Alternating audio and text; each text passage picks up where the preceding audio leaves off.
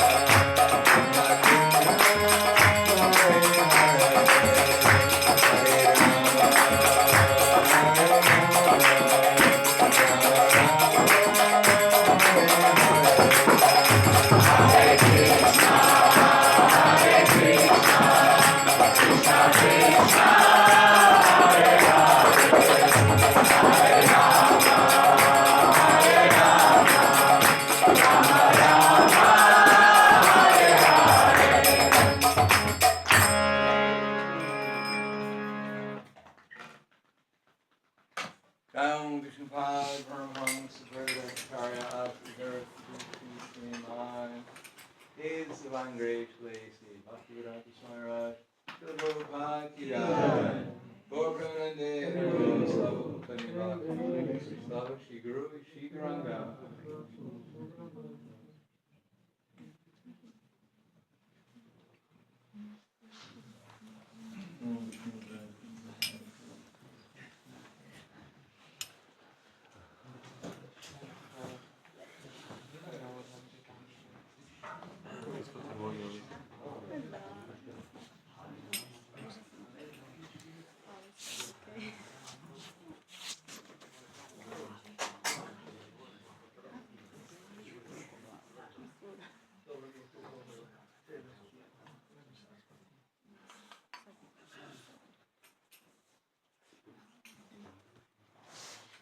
Do we need a translator?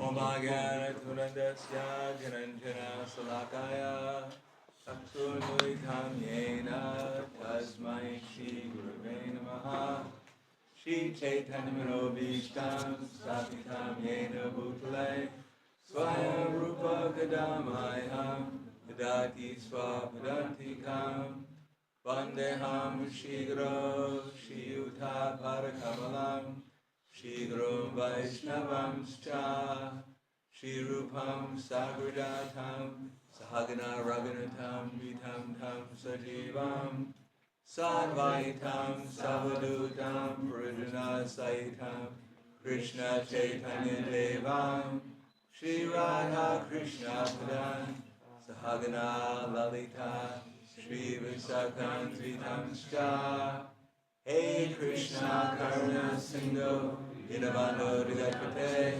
Gopesha Gopika Kanta Radha Kanta Namostute Tapta Kamchana Gaurangi Radhe Vrindavaneshwari Vrishabhanu Sudadevi Pranamami Hari Priye Vanchakalpatarvyascha Kripasindhu Bhavacha Patitanam Pavanebhyo Vaishnavebhyo Namo Namaha Shri Krishna Chaitanya Prabhu Nityananda Shri Advaita Srivasadi Gaur Bhaktivinoda Hare Krishna Krishna Krishna Hare Hare Hare Rama Rama Rama Hare Hare Om Namo Bhagavate Vasudevaya Om Namo Bhagavate Vasudevaya Om Namo Bhagavate Vasudevaya Om Namo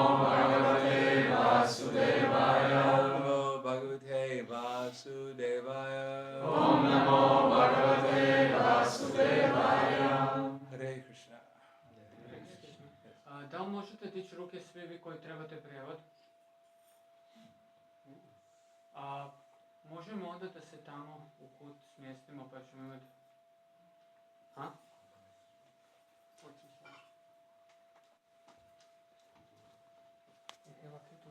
Nije razumljen engleski. Ne.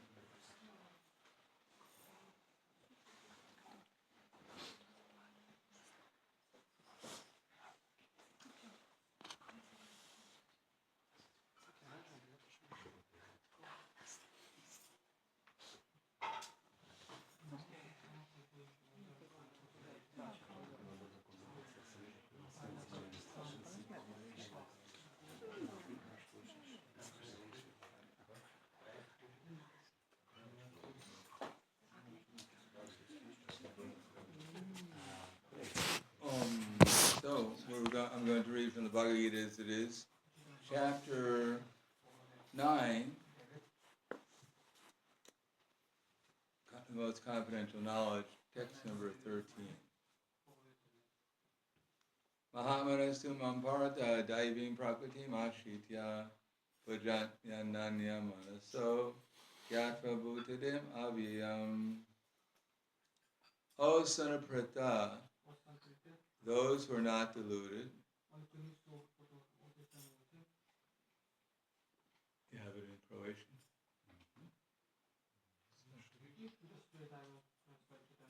Yeah, probably easier if you have it in translation. No, but if you have the book in Croatian. He's doing it from his phone. You have it on the phone? He has no phone. He has no phone, okay. The great souls are under the protection of the divine nature. They are fully engaged in devotional service because they know me as the Supreme Personality of Godhead, original and inexhaustible. So please repeat. O son of Pratha, those who are not deluded, great souls, are under the protection of the divine nature. They are fully engaged in devotional service. Because they know me as the Supreme Personality of Godhead, original and inexhaustible. Purport: in this verse, the description of the Mahatma is clearly given. The first sign of the Mahatma is that he is already situated in the divine nature. He is not under the control of material nature. And how is this affected? That is explained in the 7th chapter. One who surrenders unto the Supreme Personality of Godhead, Shri Krishna, at once becomes freed from the control of material nature. That is the qualification. One can become free from the control of material nature as soon as he surrenders his soul to the Supreme Personality of Godhead. That is the preliminary formula. Being marginal potency, as soon as a living entity is freed from the control of material nature, is put under the guidance of the spiritual nature. The guidance of the spiritual nature is called Daivi Prakriti, divine nature. So when one is promoted in that way, by surrendering to the Supreme Personality of Godhead, one attains to the state of a great soul, Mahatma. The Mahatma does not divert his attention to anything outside Krishna, because he knows perfectly well that Krishna is the original Supreme Person, cause of all causes. There is no doubt about it. Such a Mahatma or great soul develops through association of other Mahatmas, pure devotees. Pure devotees are not even attracted by Krishna's other features, such as the four-armed Mahavishnu. They are simply attracted by the two-armed form of Krishna. They are not attracted to other features of Krishna, nor are they concerned with any form of a demigod or of a human being. They meditate only upon Krishna and Krishna consciousness. They are always engaged in the unswerving service of the Lord in Krishna consciousness. So the text again. Mahatmanastu mamparta daivim prakritim ashitya vajnananya manaso yatva bhutadim avyayam. O son of Pratha, those who are not deluded, the great souls, under the protection of the divine nature, they are fully engaged in devotional service because they know me as the Supreme Personality of Godhead, original and inexhaustible. Namo Vishnu Vidaya Krishna Prasthaya Bhutale Srimate Bhaktivedanta Swami Namane Namaste Saraswatam Deve Gauravani Pracharane Nirvishesha Shunyavadi Pasyatya Deshatarane. Hare Krishna. So, the aim of the Krishna consciousness movement is to become conscious of Krishna. Surprise. And to become conscious of Krishna, we have to learn the art of devotional service. That means we have to learn the art from someone. And the best person to learn from is Srimati Radharani.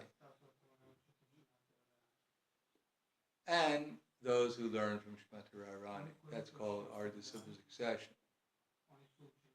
They learn how to serve Krishna, and they learn who Krishna is. So Krishna, as he says, that he's the source of everything. From him everything is flowing.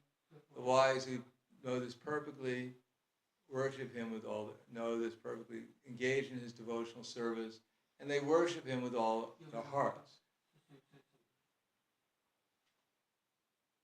So to understand how Krishna is the source of everything, how Krishna is the center of all attraction, we also have to engage in Krishna's service. Because Krishna says that Bhakti mam abhijananti yavanyas chasmi tatvataha tatomam tatvato gyatva vijate tad anantara. That one can understand Krishna only through devotion. Srimati Radharani and her disciple succession, they're very careful who gets to serve Krishna. It's not that we're going to get a chance to massage Krishna in the spiritual world and break his foot or something. We have to know how to massage Krishna. We have to know how to serve Krishna. We have to know how to create the right atmosphere in the spiritual world so that we don't disturb the atmosphere. The atmosphere is out of unalloyed love and devotion, where Krishna is pleased simply by the fact that he's attracted to Srimati Radharani's unalloyed love, and also to the unalloyed love of those who are serving Srimati Radharani, trying to please him. So the whole atmosphere there is trying to please Krishna, and Krishna is pleased by everyone trying to please him and working cooperatively to please him. Therefore, Rupa Goswami says that Krishneti yasi giritam manasadriyeta, that the basic principle of devotional service is respect. So that's very difficult for the conditioned soul to understand, because the conditioned soul has come here to compete. And the first person we're competing against is Krishna. So compared to Krishna, everyone else is insignificant. If you're going to get into a competition against the Supreme, then you don't really take seriously your competition with anyone else. Of course, you have to defeat them. Then you get a chance. Just like if you want to become the world champion boxer, you have to go through some preliminary boxing matches in order to become qualified to meet the champion.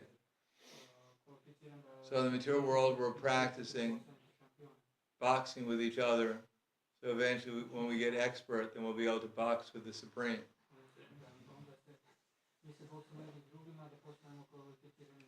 Then when we knock him out, then we get into the spiritual world. But that's not what Krishna says. So far, no one has been able to achieve the spiritual world in that way. Therefore, he says, Krishneti yasi giritam manasadriyeta. The first principle is respect. Respect for who? One who's trying to serve Krishna. At least one should respect them within the mind, if they're chanting Hare Krishna. Because love is the only principle, Krishna says, that will actually help us understand him. In the spiritual world, in the spiritual platform of consciousness, where Krishna exists, that there's nothing but love. And therefore, to understand him, one needs that qualification. Any other qualification is not a qualification. Here in the material world, we may go ahead by so many other means. We may be very clever. We may be very expert and wise. We may be very talented in so many ways. We may be able to jump higher than anyone, or speak louder than anyone, or sing more beautifully than anyone. But these things are not qualifications to enter into the spiritual world. After all, they're all gifts of the material nature. Whatever we're able to do in the material world is all being supplied to us by the material modes of nature. But our desire to please Krishna, that actually is a voluntary desire of the soul. And when the soul desires like that, then when it's put under the spiritual energy. It's not that suddenly we become the doer of the activities, or we can take the credit for them. But the difference is that those activities that are done then are under the spiritual energy rather than the material energy. And the result is that we can understand Krishna as he really is. We can understand Krishna's servants as they actually are, and what the process of devotional service is. Therefore, our first business is to come under the spiritual energy. In order to come under the spiritual energy, then, previously Krishna said, Avajananti mamudha manushim tamnum ashvityam param bhavam ajanado mama bhuta maheshwaram. The fools, they deride at my descending in this human-like form. They do not know my transcendental nature and my supreme dominion over all that be. So we have to understand Krishna. Without understanding Krishna, then we won't be engaged. We won't want to engage in his service under the guidance of his representatives. So we have to understand how everything here actually is Krishna's energy. If we don't think it's Krishna's energy, then we're going to fight with each other to get the energy. We'll think, oh, he has more energy than I have. I want more energy than he has. He has 3 chapatis. I only have 2. I need 3 also. Otherwise, I feel inferior. I won't be able to face my friends if I only have 2 chapatis. One has to understand that every chapati belongs to Krishna. Every body belongs to Krishna. Everything in here in this material world belongs to Krishna. And not only this world, but even in the spiritual world, everything belongs to Krishna. And Krishna is the center of all attention. And our only business is to find it, to do something to please Krishna. And then we can understand or discover how wonderful Krishna is and why everyone's trying to please him. Because it's through devotion and specifically serving the servants of Krishna, realizing how wonderful is their devotion, that we find out how wonderful Krishna is. Because Krishna becomes more wonderful, the more the devotion is. That we can only understand Krishna according to how much devotion we experience for Krishna, and we can't experience devotion for Krishna without experiencing how devoted Krishna's devotees are to Krishna. Our devotion is aroused when we see others' devotion. So even in the spiritual world, Srimati Radharani has the sweetest, most complete devotion, but in association with her, even her associates, they experience hundreds of times more sweetness and devotion and pleasure than she does. And those who associate with the associates, they experiencing more pleasure than even the associates of Srimati Radharani experience. It's not that they surpass Srimati Radharani's devotion, but they experience how sweet she is through serving her. And they experience how sweet Krishna is by serving through her. We try to approach Krishna directly, then we won't experience very much sweetness, because there won't be any real devotion. And if we don't approach Krishna, just like most people don't seem to approach Krishna in this world, we will not only experience no sweetness, we'll get a lot of experience, but it definitely won't be sweet. We try to approach Krishna through his illusory energy, all she'll do is torture us. Of course, people like to be tortured. They've gotten used to it. They think at least someone's paying attention to me.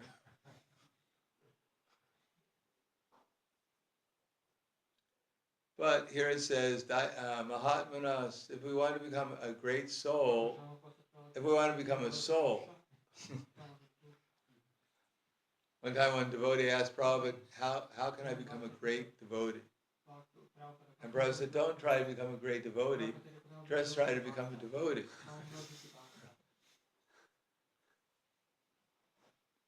That a newly married devotee has with his wife. So Prabhupada said, well, the wife cooks very nice prasadam, and the man goes out into the street, and in a very loud voice cries out, if anyone's hungry, let them come and eat. If anyone's hungry, let them come and eat. If anyone's hungry, let them come and eat. And if no one comes to eat, then the man sits down and takes prasad. Otherwise, he shares it with his guests. So the devotee was very confused. He said, Prabhupada, I just got married. You know, I just got married. And I want to know, what is the intimate relationship I can have as a Krishna conscious devotee with his wife? So Prabhupada said, well, the wife cooks very nice prasadam. And the man goes out and in a loud voice cries out, if anyone's hungry, let them come and eat. If anyone's hungry, let them come and eat. If anyone's hungry, let them come and eat. And if no one comes to eat, then the man can sit down and take prasadam. So the devotees seemed even more confused. So at the end of the walk, he said, Prabhupada, I just got married. I just want to know, what is the intimate relationship a Krishna conscious man can have with his wife? So Prabhupada said, the man's wife cooks very nice prasadam. And the husband goes down the street and cries out in a loud voice 3 times, if anyone's hungry, let them come and eat. If anyone's hungry, let them come and eat. If anyone's hungry, let them come and eat. And if no one comes, then the man sits down and takes prasadam. So I think around 20 years later, the devotee understood what Prabhu was talking about. So although we may want to make everything complicated, because why is the material world complicated? It's become complicated because they've thought there's some other purpose of life other than to have nice family life to serve God. Previously, most families, there was some kind of God consciousness, there was some kind of, at least social pressure to have a proper human-like family life. But now people have lost God consciousness, they've lost all taste for anything that's even religious, what to speak of spiritual, and therefore it's simply, I'm cat, you're dog, let's eat. And the result is people are chewing on each other for some time, and they look for a new bone to chew on after some time. So that has not made society very pleasant. Actually, from lust comes what? Anger. You can't have lust without anger. Now we're going to lust with each other, but we'll never get angry. No. Then immediately, though, after some time, there'll be a lot of anger. First there's greed. Oh, I love you. I love you. Now I want to chew on you more. I show you how much I love you. I'll chew on you day and night until I ground you up into little bits and then spit you out. And when you don't allow me to chew you on anymore, then I get frustrated and angry. And it's not my fault. I'm the victim. I was only chewing on you because you asked me to. I was simply selfish chewing on you, and now you're not appreciating it. So then there's a whole delusion. We forget what actually was taking place. I'm the victim. And then after a while we lose our intelligence, and we become mad after chewing on everyone. Everyone becomes our victim, and we're whatever we do, we're actually the hero or the heroine. So one has to sit down morning and evening, chant Hare Krishna, hear Srimad Bhagavatam, Bhagavad Gita, make Krishna the center of life, then gradually, under the guidance of Krishna's representatives, then if we learn such devotion, then we come under the spiritual energy. and under the spiritual energy, then we can love not only Krishna, the deity, and then we'll love everything everyone in our house, whether it's our children, our wife, even it said in the house of Srivas Pandit that even the dogs were devotees, were beloved by Chaitanya Mahaprabhu. So we actually want love, we want nice relationships, we want happy family life. We have to make Krishna the center. Then love, real love will be there, and all the different quarrels and whatever, to a certain extent. There's a certain amount of entertainment, fighting with each other sometimes.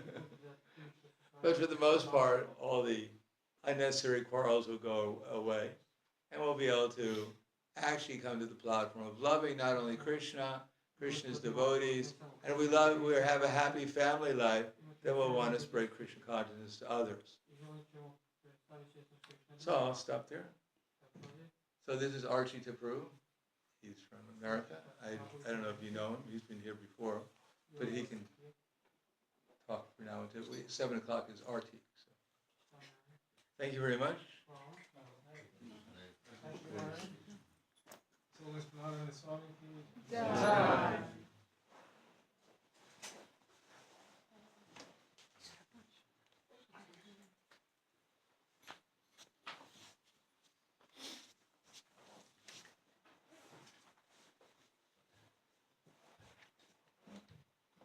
Добрый вечер.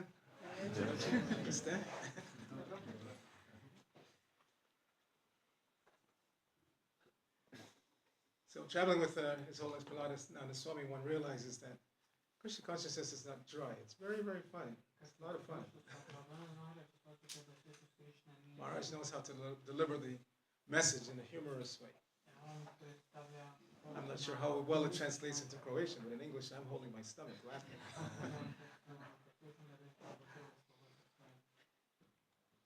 So by the mercy of Srila Prabhupada, we have everything that we need. We have the Mahamantra. And we have the philosophy behind why we should chant the Mahamantra.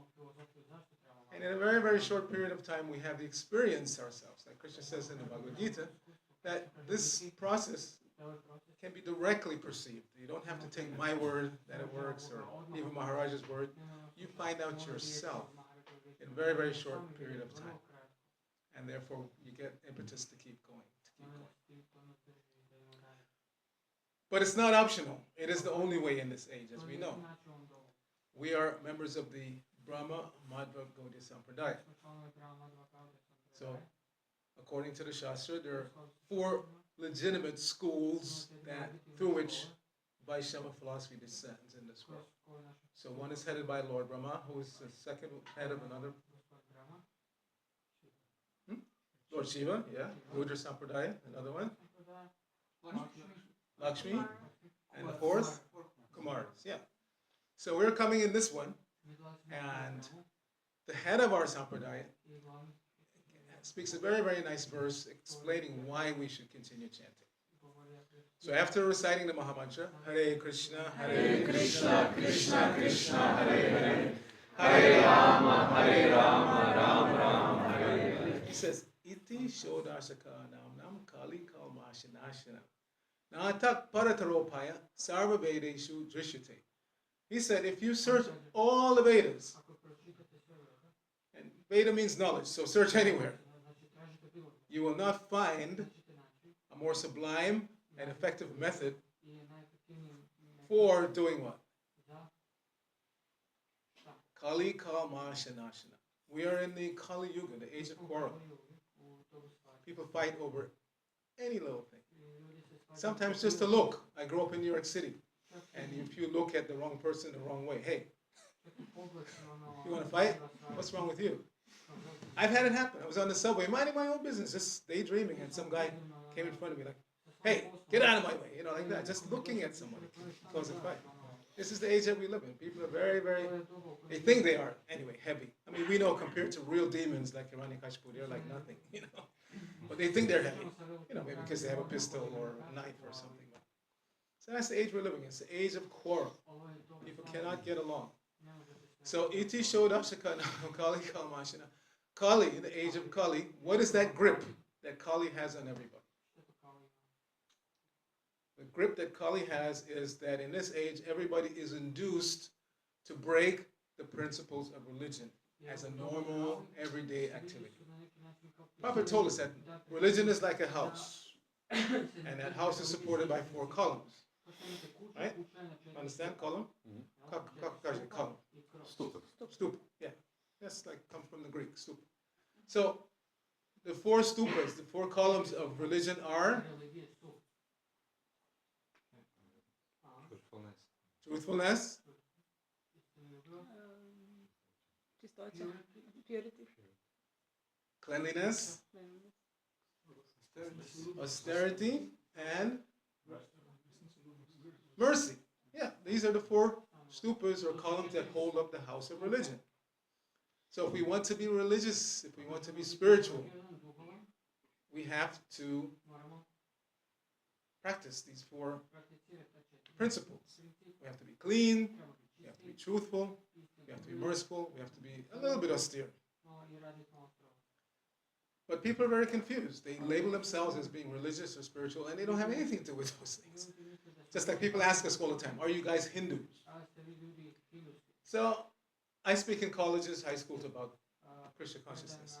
So whenever they ask that question, I say, if you want to call us Hindus, we are Orthodox Hindus. We follow strictly the scriptural injunctions, like you will find in the Bhagavad Gita or in Srimad Bhagavatam scriptures. Otherwise, there are many people who say they're Hindus and they eat meat, they drink alcohol. What kind of a Hindu is it? That's not the kind of Hindus we are. Of course, we know really we're not Hindus. There's no such word as Hindu in the Hindu scriptures.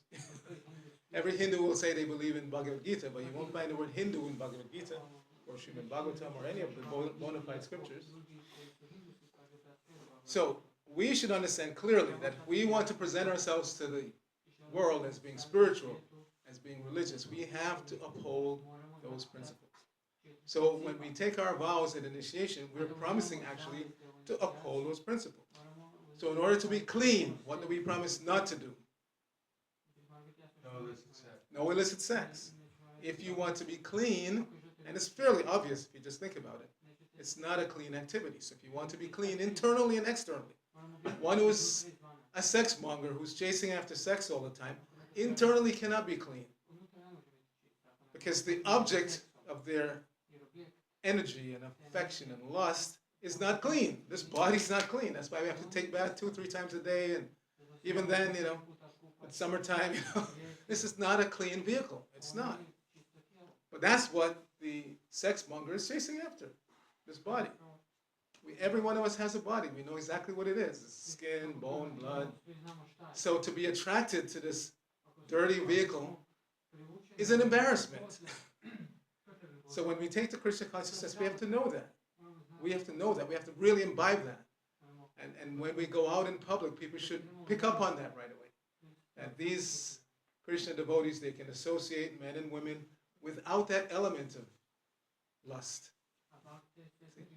Because they're all burning in that fire of lust. I don't have to tell you, you're all adults, you know. People feel like they're being used when they submit to that game. Going to the bars and the clubs, hoping to meet somebody, and it just becomes another broken relationship after another. So, Krishna consciousness means we stop playing that game. We become real. We allow reality to sink in. I'm not this body. This body's not very desirable, no matter how much I paint it and fix it up. And when I was a child, I'm 65 in October, occasionally you would see a woman driving and she would, while at the red light, she'll be putting on her lipstick or something. Nowadays, even the men are doing that. At the red light, they're putting on. Everybody's so enamored of this body. You see? So we have to let that sink in. I'm not this body. It's not desirable. And how do we know it's not desirable? Every single tradition, after the soul leaves the body, which is what happens at death, nobody wants to keep it.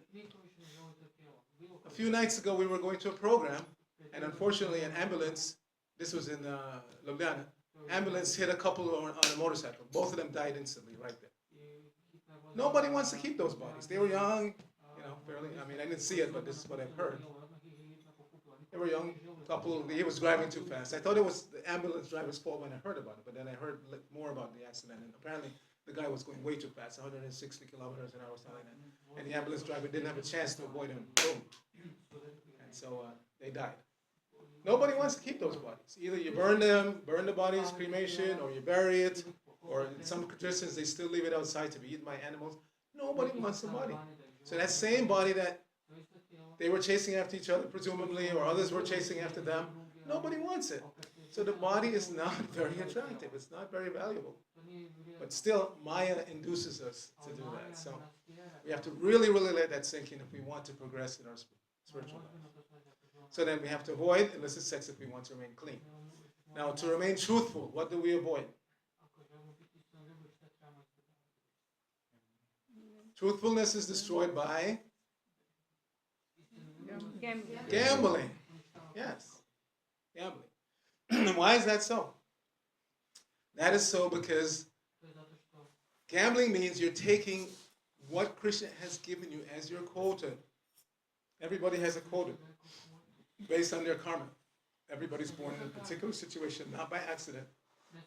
It's by design that you have the parents that you have. See, outside of Krishna consciousness, children bewilder their parents when they're having fights. I didn't ask to be born, did I? And the parent goes, yeah, you're right. You were just an accident, a happy accident, but you were an accident. Like that. No, it was not an accident. When you leave your previous body, your next one is already selected.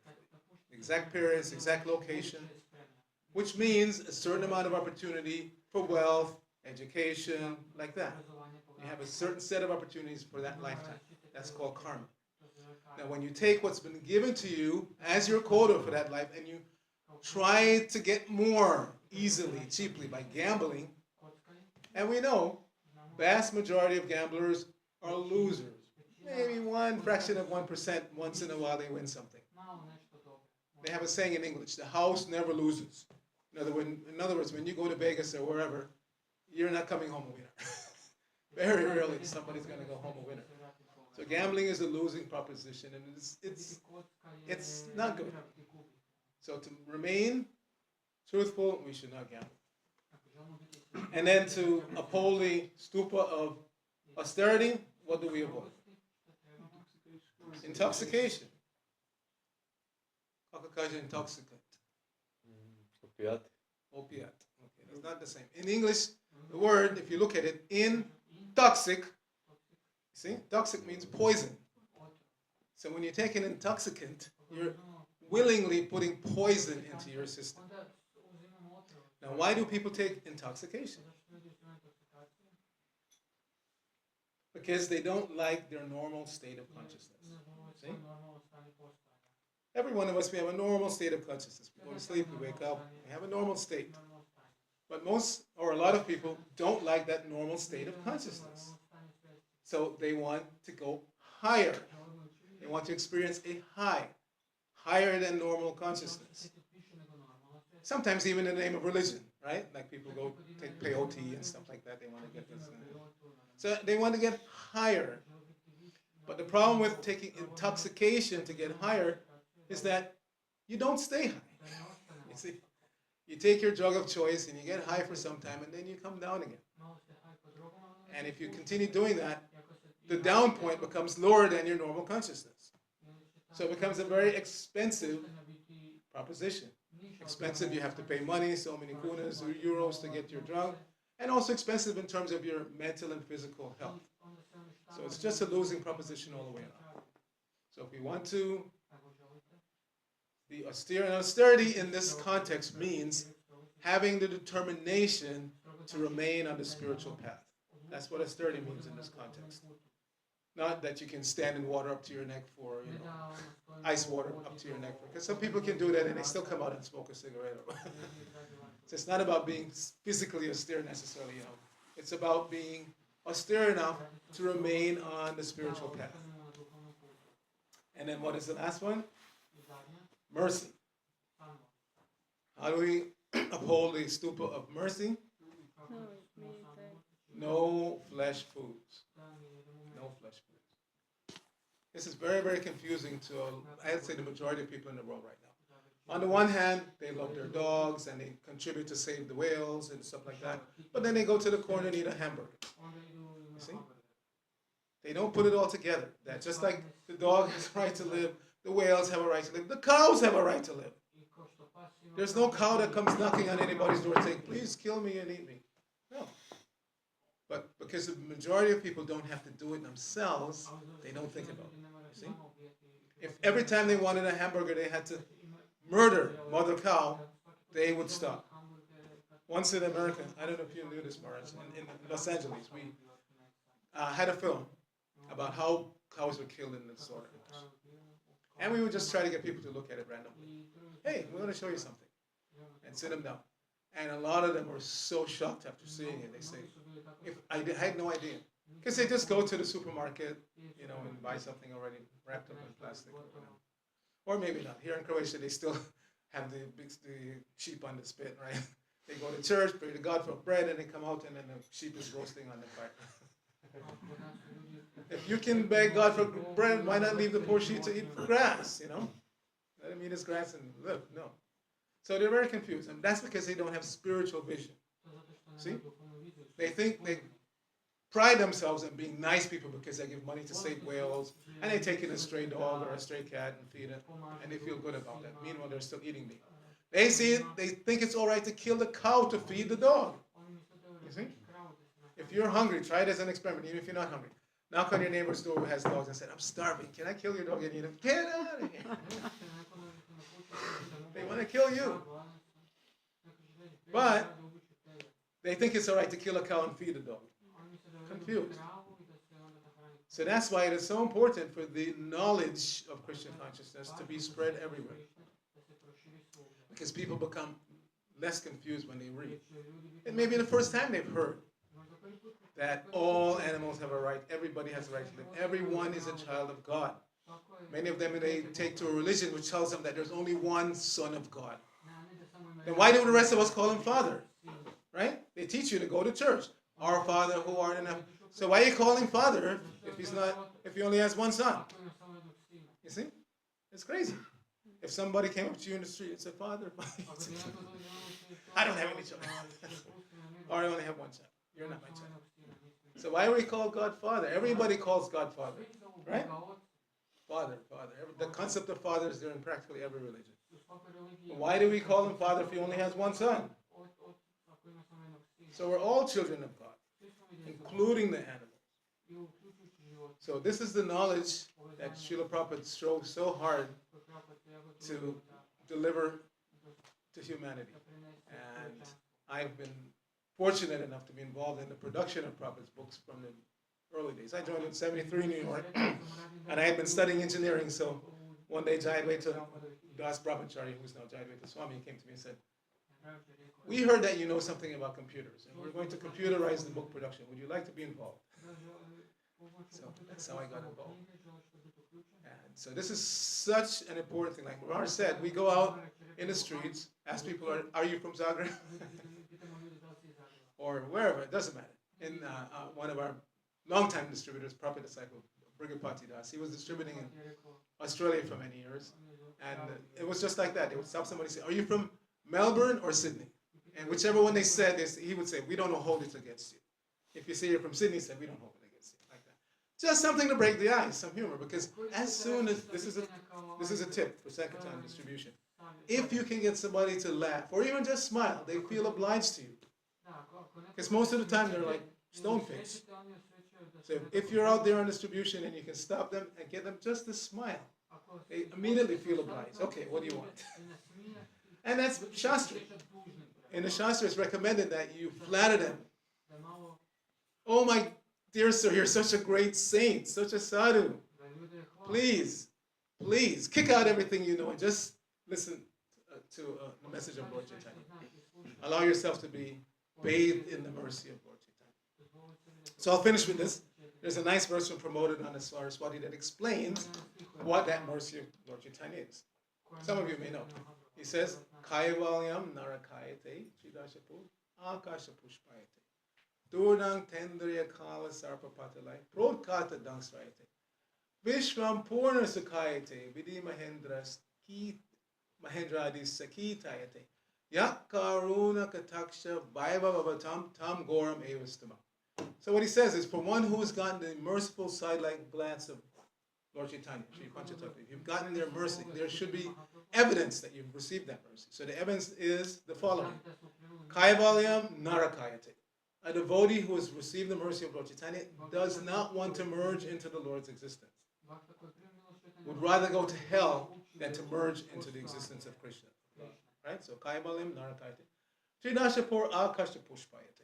The desire to go to the heavenly planets is completely absent from the devotee because they see the heavenly planets as just phantasmagoria. This is akasha pushpa means sky flowers. They don't really exist. Flowers don't grow in the sky, so that's just a phantasmagoria. Or another interpretation is, if you throw some flowers up in the air, do they stay? Not very long. Almost instantly they come down. So it's the same thing about going to the heavenly planets. Yes, you can qualify yourself to go there. By worshiping the right demigod, you can go anywhere. So, but you don't stay there. Krishna says, after some time, when your pious credits run out, you come back down to this earth. So why bother going? It's like a roller coaster again. You go up and you come down. So then, Dordang Tendarya Kala Sarpa Pata. Like they said, the senses, the tongue especially, and the eyes, and the sense of touch, they're like serpents, dangerous serpents. So generally speaking, people who practice yoga, they run away from the cities and everything because they don't want their senses to be distracted. They live in caves in the Himalayas and stuff like that. But the devotees stay in the cities and preach. Why? Because if you have received Lord Chaitanya's mercy, then you're not disturbed by your senses. Your eyes are not dragging you everywhere. You only want to see the deities, the beauty of the deities. Prophet said, if you decorate the deities nicely and look at them, meditate on them, then you don't want to see any so-called beauty of this material world. And we just discussed, it's not really beauty anyway, it's just skin deep. It's just skin, take one layer of skin off and you're not interested. So the devotee is not afraid of the senses. We're not reckless, not that, let me go into a strip club and preach because, no, not like that. There's one picture I saw, that's a real picture. The devotees used to go to these rainbow gatherings in America, where all the hippies would come and they would have, in a forest somewhere, they would have a gathering. And so there was a picture with brahmachari, ISKCON brahmachari, literally sitting down, cross-legged, preaching to some naked ladies. And I knew the person, so I said, this is good. No, we're not reckless. But if you're actually tasting the sweetness of chanting, Hare Krishna, Krishna Krishna, Hare Hare, Hare Rama, Rama Rama, then you're not easily distracted by what's out there. If you take shelter of the holy name, take shelter of Guru, Krishna, Bhagavad Gita, then you're not easily distracted by what Maya keeps presenting. It should always keep presenting. It's always out there. We don't have to look for it. As soon as you walk outside, everything is there. The intoxication, the illicit sex, it's all there. So we have to protect ourselves by getting the juice. We have to relish the juice of devotee association, of chanting Hare Krishna, taking prasadam, and then we're not easily distracted. So then, Vishvam Purna Sukhayate. That's the next evidence. Vishvam Purna, which means the entire world seems full of happiness to the devotee. So somebody may say, how so? You people are always preaching negative, that this is a place of misery, it's temporary, everybody's going to die. So how can you see happiness in this world? Yes, because when we are serving Krishna, who is the reservoir of all pleasure, then he floods us with pleasure. It's not that we are so, clever at finding happiness here. It's just a natural result of devotion. If we're actually devoted to Krishna, and we are trying to please Krishna through his servants, as Maharaj stressed, it has to be through the servants. Not that I have to wake up every day and come up with some clever idea to please Krishna. No, it's already there. ISKCON, Prabhupada created as an entity so that everyone, the whole world can come in and learn how to serve Krishna. And if you really want to please Prabhupada, he made it quite clear. Book distribution, prasadam distribution, harinam. Like now we've had such nice chanting here. And where are we? I forget. What is the name of the city? Varazdin. Varazdin. Okay, so, but it's not meant to be contained in one house in Varazdin. You mean take it out to the street. Take it out to the street. Seriously, do you have Harinam here? Go out in Varazdin? Yes, you have to. Wherever you are. Even if you're alone. Our godbrother, Siddha Vidya, passed away, but he was famous in America for, he would go out on Harinam every day. And if nobody else would come, he went out by himself. Up and down the street. With his cards, Hare Krishna. I first met him when I joined in New York in '73, but then he moved to Miami, and that's where he lived for the rest of his life, practically in Miami. And he was so famous that if somehow or other he was sick and didn't come out, the shopkeepers would miss him. Where is he? So this Maha Mantra has the power to melt even the hardest hearts out there. I know that's a true story. In New York, we used to go into the subway, Times Square, subways like that, and set up a madras, sit down and harmonium and drum and chant and have a book table. Anybody here been to New York? Anybody been to New York? Just one person. Two. Yeah. So the subway system in New York is like going to a hellish planet. Seriously, the noise, the dirt, the rude people. So there was one guy who had a newspaper store, and he hated the devotees so much. As soon as they would come and set up, he said, "Get out of here, you people, go, get a job." You know, really, really heavy. But day after day, week after week, month after month, year after year, of him hearing the mantra, he completely turned around. Instead of telling the devotees, "Get out of here," and breaking up their sales. And if somebody would stop to buy a book, he would say, "Don't buy anything from them." After a couple years, just the opposite. He was, "Hey, come and buy their books. They're nice people." That is the effect of just hearing Hare Krishna. So we've been given the greatest gift. We should relish it. And the proof that we're relishing is that we take it outside. It's just natural human behavior. If you like anything, let's say you're not a devotee. If you like a movie or a restaurant, don't you immediately tell everybody, "Hey, go to that restaurant, it's good. Go see that movie, it's really good." So if we really are appreciating the prasadam, the chanting, the association of devotees, then we naturally want to give it to others. It's not, we're not like preaching, we're not, we're not trying to take anything from society, we're trying to give. It's a natural giving instinct, isn't it? If you really appreciate Krishna consciousness, then you naturally want to give it to others. So, thank you very much. It's almost time for the Arti. Hare Krishna. Hare Krishna.